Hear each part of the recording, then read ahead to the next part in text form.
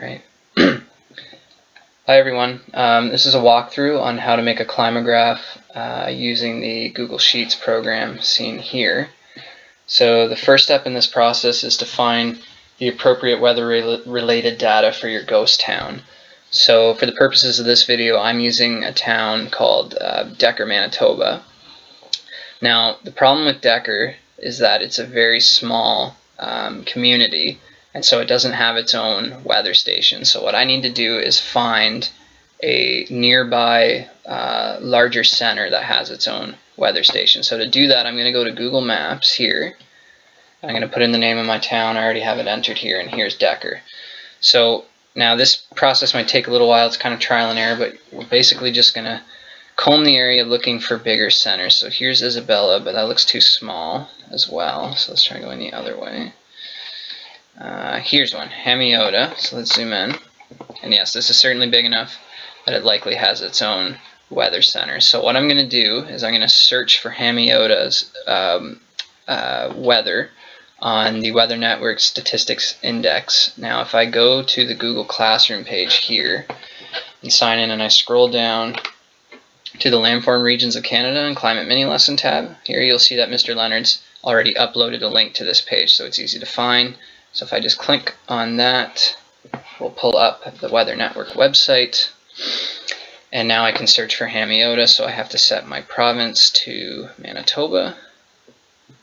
There we are, perfect. And then I'm going to go to H for Hemiota, and it's an easy find. It's the second entry here, so I'm going to click on Hemiota, and now I should have the appropriate weather-related data for that site.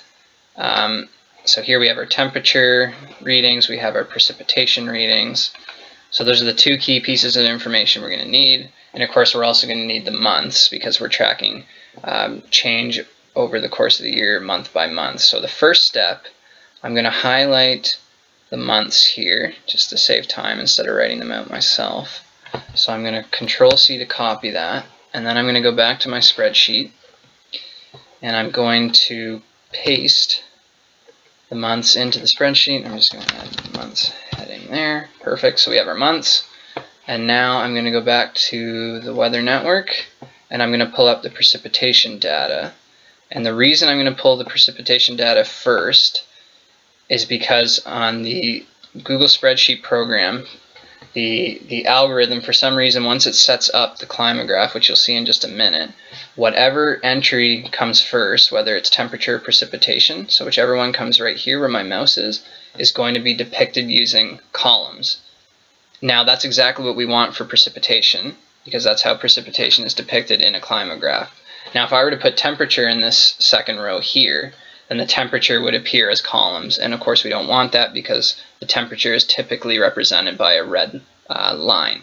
So make sure you grab the precipitation data first, and we want monthly total precipitation. We don't want an average or anything like that. So we want this one here, monthly precipitation, and I'm going to highlight all these figures here all the way down to December. I'm going to copy. My computer's lagging a bit, so just bear with me. Perfect, copy.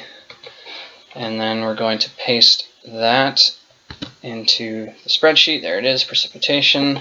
And then we're going to go back and we're going to get our last piece of data, which is of course the average temperature.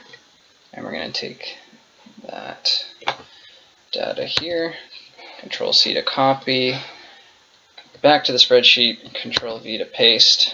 There we are. And let's make sure we add temp in here so we know what we're talking about. Okay, so we have all the necessary information here to make a climograph for Decker.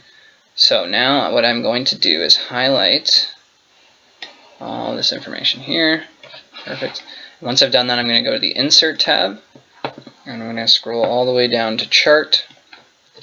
That should pop up in just a moment. Perfect. And we're going to go to Chart Types.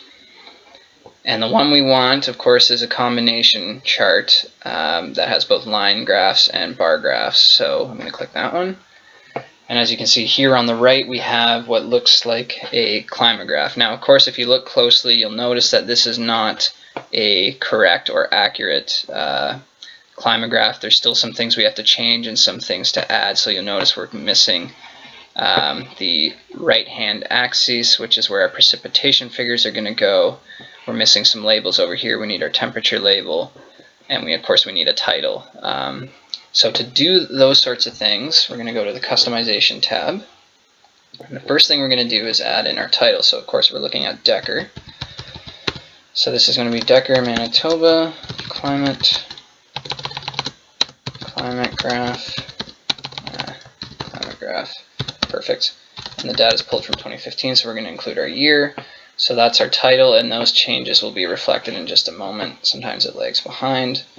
So we have our title done, and now we're going to work on our axes. So let's start with the left vertical axis. So that is our temperature axis here. You can see spanning from -40 to -20. So we're going to put in average temp. And of course it's in Celsius, so we have to make sure we include that. So that has been added, and then we're going to add our minimum and maximum figures. So for the purposes of this assignment, you're going to enter -20 for your minimum value, and you're going to put in 30 degrees for your maximum value. And those changes, again, will be reflected in just a minute. So that takes care of our left axis. And now we need to create a right axis that deals with the precipitation figures. So to do that, I have to go down to Series here, and I'm going to click on the monthly precipitation series of data. And once I've done that, I'm going to scroll down here to Axis, and I want it depicted on the right. So there, you can see how these numbers have appeared here. And of course we need to fix our scale as well here. So again, for the purposes of this assignment, we're going to go back to our axis, and because we're dealing with precipitation, we want the right vertical axis. So we're going to put in our minimum figures. So in this case, of course, 0, meaning there was no rain, to 250, meaning there was a lot of rain. And of course we need our title. So precipitation in millimeters. Perfect. And that change will be reflected in just a moment. And now of course our horizontal axis covers our months, so we have our months label, and we have each respective month labeled here, as you can see, all the way down to December. And here you have more or less a accurate and well put together climate graph. We have all our elements here.